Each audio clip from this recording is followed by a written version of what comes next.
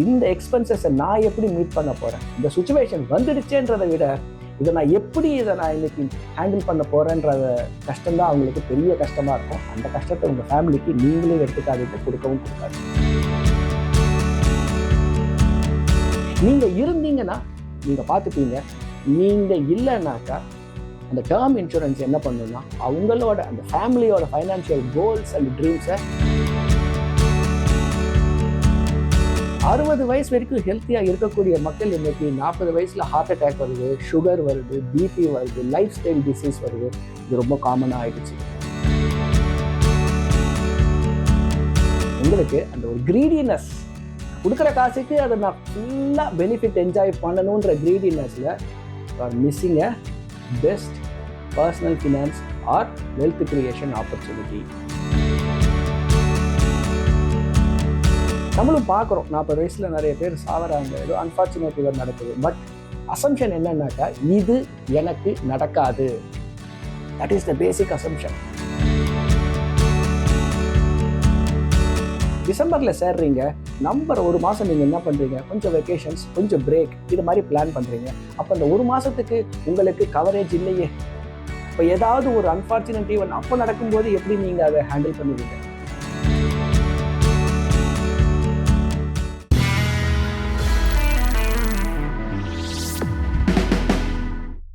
Sir வணக்கம். இப்போ இருக்க சூழலில் கோவிடுக்கு அப்புறம் 40 வயசுக்கு மேலே உயிரிழப்புங்கிறது கொஞ்சம் நிறைய ஜாஸ்தியான மாதிரி தோணுது. இந்த உயிரிழப்புங்கிறது அவங்க டிபெண்டன்ஸ், ஏன்னா 40 வயசுன்றது ஒரு முக்கியமான வயசு. இந்த வயசில் இப்படி நடக்கும்போது அவங்க என்னெல்லாம் பண்ணியிருக்கணும் சார்? ஆல்ரெடி கோவிட் ஒரு 5 வருஷம் முன்னாடி தான் வந்துச்சு. அது உலகத்தையே திருப்பி போட்டுச்சு. நம்ம வாழ்க்கையில் பார்த்தீங்கன்னா கிமு கிபி அப்படின்னு தானே சொல்லுவோம். கிறிஸ்துவருக்கு முன், கிறிஸ்துவருக்கு பின். ஏன்னா இப்போ வருஷம் என்ன, 2025. ஏசு கிறிஸ்து பிறந்ததுலேருந்து 2025 அப்படின்னும் போது இப்போ கிமு கிபின்றதை விட கோவிடுக்கு முன் கோவிடுக்கு பின்னு பார்க்க வேண்டிய ஒரு சூழ்நிலை வந்துடுச்சு. அது நிறைய பாடத்தை கற்றுக் கொடுத்துருக்கு நமக்கு. வேலை எப்போ வேணா போகலாம், எமர்ஜென்சி அப்படின்றது எப்போ வேணா உங்கள் கதவை தட்டலாம். 2 வகையான எமர்ஜென்சி. முதல்ல பார்த்தீங்கன்னாக்கா health kind of an emergency. 2வது பார்த்தீங்கன்னாக்கா சம் அன்ஃபார்ச்சுனேட் ஈவெண்ட்ஸ். முன்னாடியெல்லாம் பார்த்தீங்கன்னா எல்லாருமே ஒரு 60-65 வயசு வரைக்கும் ரொம்ப ஹெல்த்தியாக இருந்தாங்க. இப்போ இருக்கக்கூடிய ஒரு ஸ்ட்ரெஸ்ஃபுல் லைஃப். முன்னாடியெல்லாம் பார்த்தீங்கன்னாக்கா 8 மணி நேரம் தான் வேலை. வீட்டுக்கு வந்தாக்கா கம்ப்ளீட்டாக அவங்க ஃபேமிலியை மட்டும்தான் பார்ப்பாங்க, அவங்களுக்கான வேலைகளை செய்வாங்க. ஆனால் இன்னைக்கு அப்படி இல்லை. எல்லாமே பார்த்தீங்கன்னா மைண்ட் ரிலேட்டட் ஒர்க். அண்ட் அந்த ஒர்க் என்ன ஆகுது, நம்ம மொபைலில் தான் இருக்குது. ஸோ நீங்கள் வீட்டுக்கு வரும்போது என்ன பண்ணுறீங்க, அந்த வேலையையும் சேர்த்து வீட்டுக்கு எடுத்துகிட்டு வரீங்க. ஸ்ட்ரெஸ் ரொம்ப அதிகமாகுது. குறைஞ்சபட்சம் ஐடியில் வேலை பண்ணுறவங்க 12 மணி நேரம் வேலை பண்ணுறாங்க, சேல்ஸில் வேலை பண்ணுறவங்க 12 மணி நேரம் வேலை பண்ணுறாங்க. அப்படி இருக்கிற ஒரு சூழ்நிலையில் 60 வயசு வரைக்கும் ஹெல்த்தியாக இருக்கக்கூடிய மக்கள் இன்னைக்கு 40 வயசில் ஹார்ட் அட்டாக் வருது, சுகர் வருது, பிபி வருது, லைஃப் ஸ்டைல் டிசீஸ் வருது. இது ரொம்ப காமனாக ஆயிடுச்சு. ஸோ ஒரு வெல்த் கிரியேஷனில் எது ரொம்ப முக்கியம் அப்படின்னாக்கா ஃபவுண்டேஷன். வேர்ல்டுலேயே டாலஸ்ட் பில்டிங் பார்த்தீங்கன்னா இந்த புர்ஜ் கலிஃபா, அதோட ஃபவுண்டேஷன் பார்த்தீங்கன்னா அவ்வளோ டன்ஸ் ஆஃப் சிமெண்ட், அவ்வளோ டன்ஸ் ஆஃப் ஸ்டீல் போட்டு தான் அதை கட்டியிருப்பாங்க. அப்போ தான் அது நிற்கும். What ever your financial goal, journey, இதுக்கு என்ன ஃபவுண்டேஷன் பார்த்தீங்கன்னா ஹெல்த் இன்சூரன்ஸ் அண்ட் ஒரு டேர்ம் இன்சூரன்ஸ். எதுக்கு ஹெல்த் இன்சூரன்ஸ்? இப்போ நீங்கள் ஒரு கார்பரேட்டில் ஒர்க் பண்ணுறீங்க, கம்பெனியே கவர் பண்ணிடுவாங்க, தேவையில்லை உங்களுக்கு. அப் டு 45 இயர்ஸ் வரைக்கும் நீங்கள் வெளியே எடுக்கணும்னு தேவையில்லை. பட் இப்போ நீங்கள் ப்ரைவேட்டில் ஒர்க் பண்ணுறீங்க, உங்கள் கம்பெனி அதை ப்ரொவைட் பண்ணல அப்படின்னாக்கா முதல்ல அது எடுங்க. Accidents can happen. Health related emergency can knock your doors. So health insurance ரொம்ப முக்கியம். 2வது ஒரு டேர்ம் இன்சூரன்ஸ். பாருங்கள் என்ன ஒரு அசம்ஷன் அப்படின்னாக்கா, நம்மளும் பார்க்குறோம் 40 வயசில் நிறைய பேர் சாவறாங்க, ஏதோ அன்ஃபார்ச்சுனேட் இவர் நடக்குது. பட் அசம்ஷன் என்னன்னாக்கா இது எனக்கு நடக்காது. That is the basic assumption. இப்போ நீங்கள் இருக்கீங்க, உங்கள் குடும்பத்துக்கு தேவையான எல்லா விஷயங்களும் செய்வீங்க.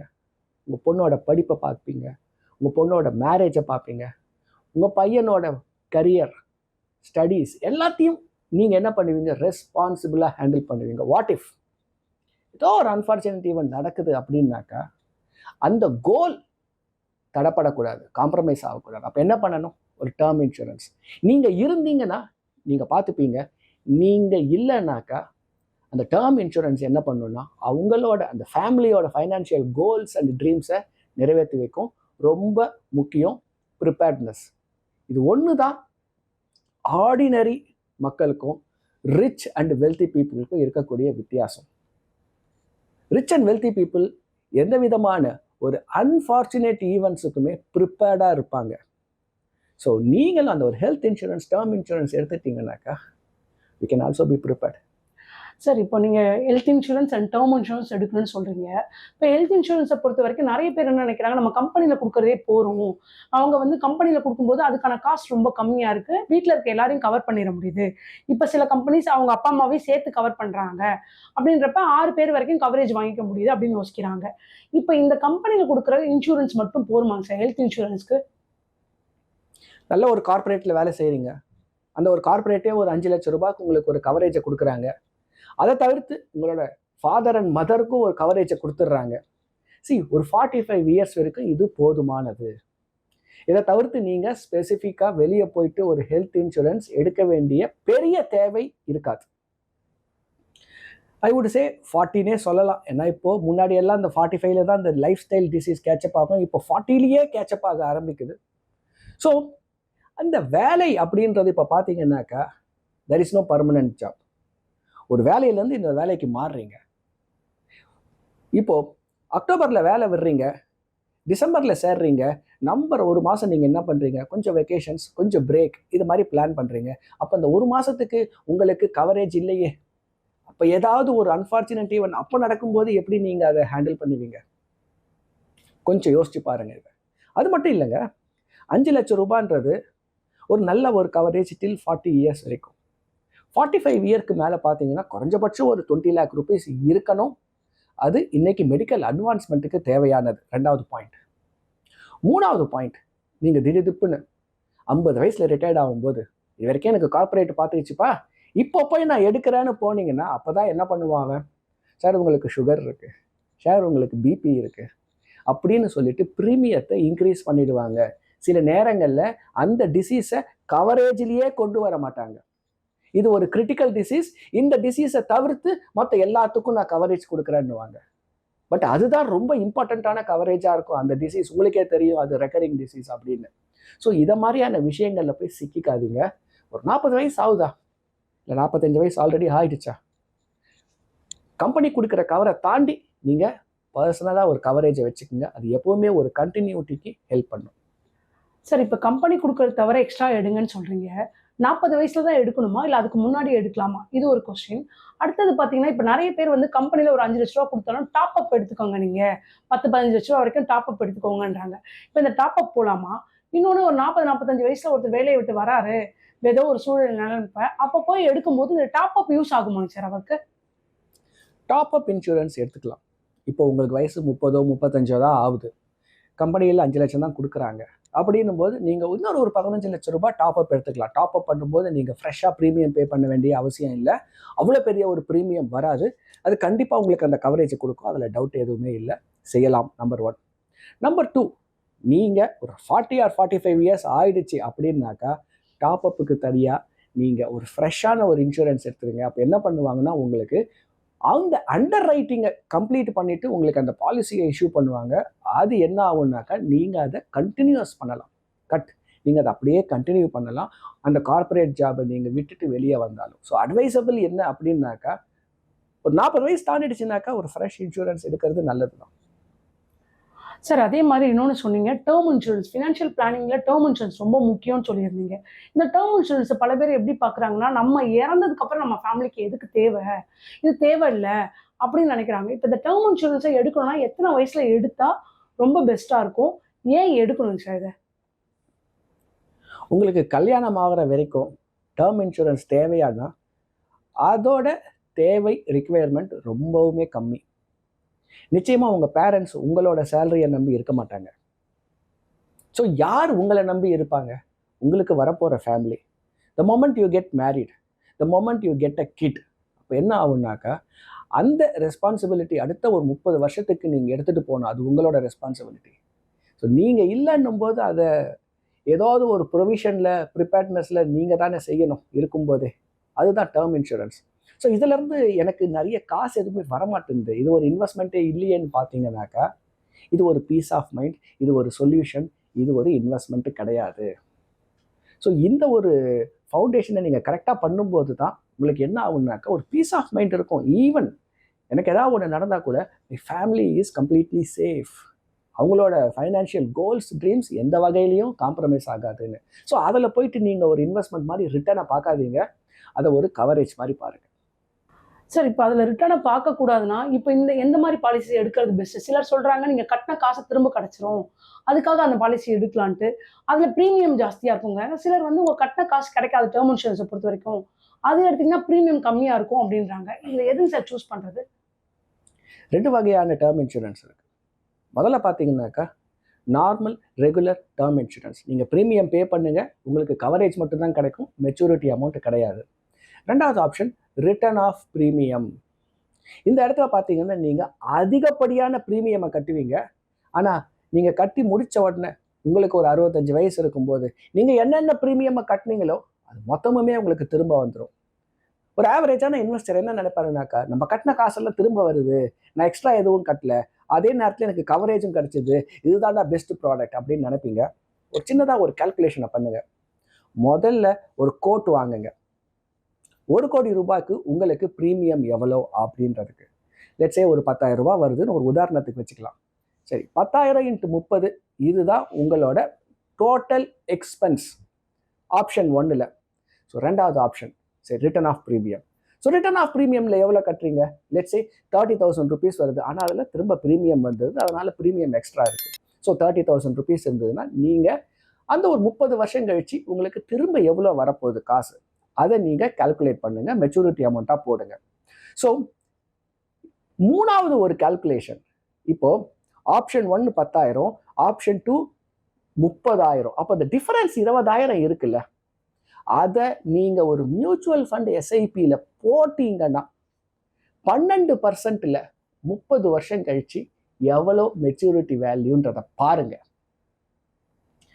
ஆப்ஷன் 1 + எஸ்ஐபி இந்த காம்பினேஷனை எடுத்தீங்கன்னா உங்களோட மெச்சூரிட்டி அமௌண்ட் ரொம்ப பெரிய மெச்சூரிட்டி அமௌண்ட்டாக இருக்கும். ஆப்ஷன் 2 30,000 ருபீஸ் கொடுத்து ரிட்டர்ன் ஆஃப் ப்ரீமியம் எடுக்கும்போது உங்களோட மெச்சூரிட்டி அமௌண்ட் ரொம்ப சின்ன மெச்சூரிட்டி அமௌண்ட்டாக இருக்கும். அவங்க என்ன பண்ணுறாங்க, உங்களுக்கு அந்த ஒரு கிரீடினஸ், நான் கொடுக்குற காசுக்கு அதை நான் ஃபுல்லாக பெனிஃபிட் என்ஜாய் பண்ணணுன்ற கிரீடினஸில் you are missing a best personal finance or wealth creation opportunity. Sir இப்போ term insurance or health insurance எடுக்கும்போது ஒருத்தவங்களோட சேவிங்ஸ் எப்படி சார் மேம்படும், அவங்களோட முதலீடு எப்படி மேம்படும் சார்? நிறைய உதாரணங்கள் சொல்லிகிட்டே போகலாம், அதோட பெனிஃபிட், ரியல் ப்ராக்டிக்கல் பெனிஃபிட். எனக்கு 2 நண்பர்கள், 2 பேருமே தே ஆர் இன்டு பிஸ்னஸ்.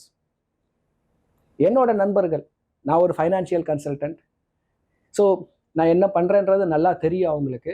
அவங்கக்கிட்ட ஹெல்த் இன்சூரன்ஸ் இல்லைன்றது எனக்கு நல்லா தெரியும். பட் நட்பில் போயிட்டு அட்வைஸரையே பண்ண மாட்டேன் நான். யாராவது ஒருத்தர் வந்து கேட்கும்போது மட்டும்தான் அட்வைஸ் பண்ணுவேன் தவிர்த்து வாலண்டியராக போய் நீ இதை செய், நீ இதை செய், நீ இதை செய்ன்னு சொல்கிறது என்னோட ஒரு பழக்கம் இல்லை. இந்த 2 பேருக்குமே ஆக்சிடென்ட் நடந்தது. முதல்ல என்னோட நண்பனுக்கு அவன் பொண்ணை ஸ்கூலில் விடும்போது பைக்கில் போயிட்டு இருக்கும்போது கால் அடிபட்டது. அப்போலோவில் போய் அட்மிட் ஆனால் 75,000 கேட்டாங்க. அவன்கிட்ட காசு இல்லை, கடனாக வாங்கி அந்த எக்ஸ்பென்சஸை பார்த்தான். அதுக்கப்புறமா என்ன பண்ண ஆரம்பிச்சிட்டான், அவன் மெடிக்கல் இன்சூரன்ஸை போட ஆரம்பிச்சிட்டான். அவன் திரும்பிட்டான் அட்லீஸ்ட் அந்த ஒரு லெசனில். ரெண்டாவது ஃப்ரெண்ட், நல்ல ஃப்ரெண்ட், ஃபுட்பால் ஆடும்போது அவனுக்கு என்ன ஆச்சுன்னா ஒரு ஃப்ரெண்ட்லி ஃபுட்பால் கேமு, அதில் அவனுக்கு காலில் ஒரு இன்ஜுரி ஆயிடுச்சு. காரை ஓட்டிகிட்டு வந்துட்டான் அவன். பட் அந்த இன்ஜுரியில் வந்து கண்டினியூஸாக இருந்ததுனால ஒரு கன்சல்டிங் எடுக்கும்போது அதுக்குமே ஒரு ஆப்ரேஷன் பண்ணணுன்ட்டாங்க. ஆனால் அந்த ஆப்ரேஷன் பார்த்தீங்கன்னாக்கா 1.5 லட்சம் ரூபாய் செலவாகுன்ட்டாங்க. ஸோ நாங்கள் என்ன பண்ணோம், ஒரு ஹாஸ்பிட்டலில் தெரிஞ்ச டாக்டர் மூலமாக நாங்கள் வந்து பேசி பார்த்து அது ஒரு 80,000 ருபீஸ்க்கு அந்த ஆப்ரேஷன் பண்ணலான்னு. ஆனால் அதுக்கு காசு இல்லாது. ஸோ என்ன பண்ணோம், நாங்கள் நண்பர்களாக கலெக்டிவாக யார்கிட்ட எவ்வளோ நம்ம வந்து போட முடியும்னு பார்த்து அந்த ஃபேமிலிக்கு ஹெல்ப் பண்ணோம். இந்த சுச்சுவேஷனை நீங்கள் வச்சுக்காதீங்க உங்கள் வாழ்க்கையில். Be prepared. ஏதோ ஒரு சமயம் அப்படின்னாக்கா நீங்கள் தான் அதுக்கு ரெஸ்பான்சிபிலிட்டி எடுக்கணும். உங்கள் பக்கத்தில் இருக்கிற ஒரு ஹாஸ்பிட்டல் போங்க, அதில் ஐசியூ இருக்கும். சும்மா நீங்கள் அங்கே போய் நில்லுங்க. ஒரு அம்மா கண்ணை கசக்கிட்டு இருப்பாங்க, இல்லை ஒரு மனிதர் யாராவது கண்ணை கசக்கிட்டு இருப்பாரு. 2 விதமான கஷ்டங்கள் அவங்களுக்கு. ஒன்று, இந்த மாதிரியான ஒரு சுச்சுவேஷன் வந்துடுச்சே அப்படின்னு ஒரு கஷ்டம். இந்த சுச்சுவேஷனை நான் எப்படி ஹேண்டில் பண்ண போகிறேன், இந்த எக்ஸ்பென்சஸை நான் எப்படி மீட் பண்ண போகிறேன், இந்த சுச்சுவேஷன் வந்துடுச்சேன்றதை விட இதை நான் இன்னைக்கு ஹேண்டில் பண்ண போகிறேன்றத கஷ்டம்தான் அவங்களுக்கு பெரிய கஷ்டமாக இருக்கும். அந்த கஷ்டத்தை உங்கள் ஃபேமிலிக்கு நீங்களும் எடுத்துக்காதீங்க, கொடுக்கவும் கொடுக்காதீங்க. சார், இப்போ இதை பார்க்குற பார்வையாளர்களுக்கு நீங்கள் சொல்கிற அட்வைஸ் என்னங்க சார்? ஒரு ஃபைனான்ஷியல் கோல் இருக்குது அப்படின்னாக்கா நீங்கள் முதல்ல செய்ய வேண்டியது ஒரு டேர்ம் இன்சூரன்ஸும் குறைஞ்சபட்சம் ஒரு 3 லட்சத்துக்காவது ஒரு ஹெல்த் இன்சூரன்ஸும் எடுத்துக்கோங்க. இது ரொம்பவுமே இம்பார்ட்டண்ட்டாக. தேங்க்யூங்க சார். நன்றி, வணக்கம்.